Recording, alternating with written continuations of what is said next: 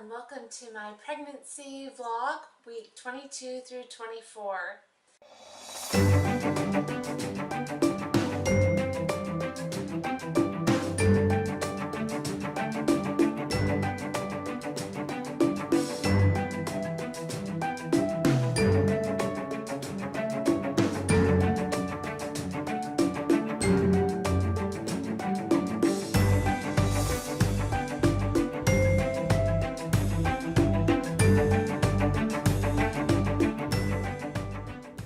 I am so excited about being 24 weeks. Actually, I'll be 24 weeks tomorrow, but tomorrow I have a super busy day and I won't be able to sit down and make a video, so I just decided to do this tonight. But I am super excited because I have reached viability.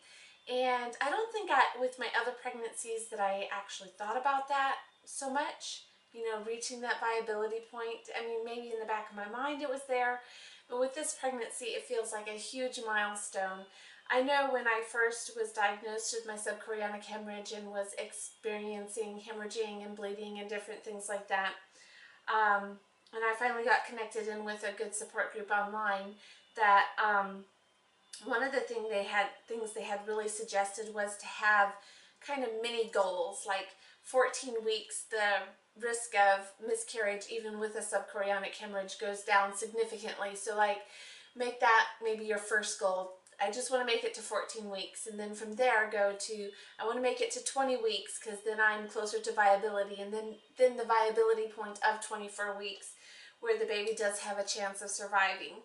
So to me, that 24 week has been like a huge goal for me, and to reach that finally just feels so significant. Yeah, so we're really excited about that. I did have a doctor's appointment at 23 weeks, and he said the baby's growing really well. We went over my my anatomy scan at 19 weeks, and he, just with the baby growing as well as it is, and with the subchorionic hemorrhage shrinking, he actually took me off of all of my restrictions.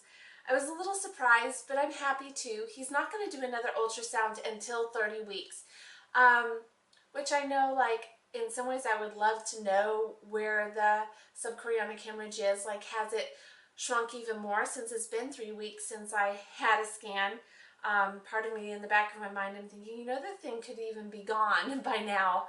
So I'm a little disappointed that I won't get to know, but then I know also that actually having the ultrasound doesn't necessarily change the situation. He said at this point, with the baby being bigger than the hematoma, that he's not as worried as he was, and he feels really confident, and that helped me to feel really confident as well. I asked him about like exercising and things like that, and he said definitely. Uh-oh, someone got out of bed. Uh-oh, naughty, naughty. Anyway, so, yeah, he basically said to go about my normal life and to not worry about it as much. He said if something were to happen, the baby's big enough at this point to where if there was going to be a preterm rupture of membranes, the baby is going to be more of a danger, and just sitting around waiting for something like that to happen isn't necessarily going to be helpful. So I have been increasing my exercise. I'll go over that a little bit more in a minute.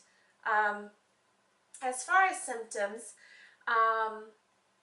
I have been having often or just occasional periods of nausea, and it's happening about once a day sometimes. But yeah, it's not exactly fun. You would expect at this point to be pretty much done with it. So I'm not sure if there's something that I'm eating and I need to just tweak it a little bit and try to figure out why.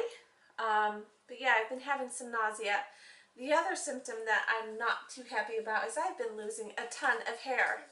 I actually got my hair cut today, and it was really discouraging. She actually made a comment about it, about how much hair, when she was brushing it out, how much hair that I lost and how much thinner my hair is at this point. And she just said, normally with pregnancy, your hair is supposed to be amazing, but I'm kind of having the opposite symptom. My hair is not doing so well. She had to cut it pretty short to get a lot of the dry, dead stuff out, which was a little disappointing, but that's okay too. I know that the doctor had taken me off at minerals of all minerals at one point when the hemorrhage was growing, and I'm not sure if that's because some minerals can be kind of a blood thinner. So I'm going to ask him at my next appointment if I should up my vitamin intake. I definitely feel with this third baby that I'm not as healthy as I was. I mean, this is my third pregnancy. I've already nursed 2 babies, and because I don't generally keep prenatal vitamins down, part of me just kind of doesn't even try. I have found something that I am keeping down with this pregnancy, but it tastes awful. It's a liquid and it tastes really bad. So I'm not loving it, and I think it makes it hard to be consistent with it. So I definitely need to talk with the doctor about that and see if we can address that at all, and get my nutritional profile up. As far as weight gain, I am gaining way too much, and I am craving all of the wrong things. I want the junk foods. I want the salty chips. I want the sugary cookies and brownies and cakes and everything. So I'm really having a hard time with my weight gain, really wanting to get that under control and just start eating healthier there too as well. And then I've been having some lower back pain and the same pelvic pressure, and I'm thinking that's probably just here to stay at this stage. I have been seeing a chiropractor, and that is helping some with the pelvic lower back pain. So yeah, and then I'm just exhausted. And I think part of that, though, is due to him taking me off of all of the restrictions. And this week I really did kind of feel, I mean, there were all of the things that I've been wanting to do. And even though I've been gradually working up and increasing my level of activity already, because I felt good after my last ultrasound, I just felt very confident. But I think like hearing the doctor say that we don't have to be as careful, that I even upped that even more, to the point where I'm picking up my children some, and we've been going out and doing a lot more. And then I'm definitely trying to be more intentional with my exercise. So I've been trying to do some prenatal yoga. I've actually found some videos that I really like here on YouTube, and they're free. And I've been trying to do those. And oh my goodness, I just feel like I am the weakest person ever. It just, sometimes I just feel so weak trying to hold some of the poses. And this is prenatal yoga. It's like not anything intense or anything like that. So it's a little discouraging, but I'm just going to keep on trying to increase it gradually and get to the point where I really want to try to be more healthy. So those are things that I really want to address in this next period, just eating healthier and exercising. I want to start walking as well, which I haven't figured out exactly how to include that into our daily routine.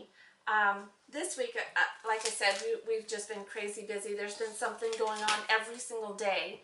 And so I haven't really been able to get into an exercise routine like I want, beyond like doing the yoga that I can do in the house. We live in a rural area, and so we don't have any sidewalks. And I know like some people would be like, well, they would just get out and walk on the road. But our road, the traffic that we do have, it's fast. So like even though we're rural, I just don't feel safe with my children on the road.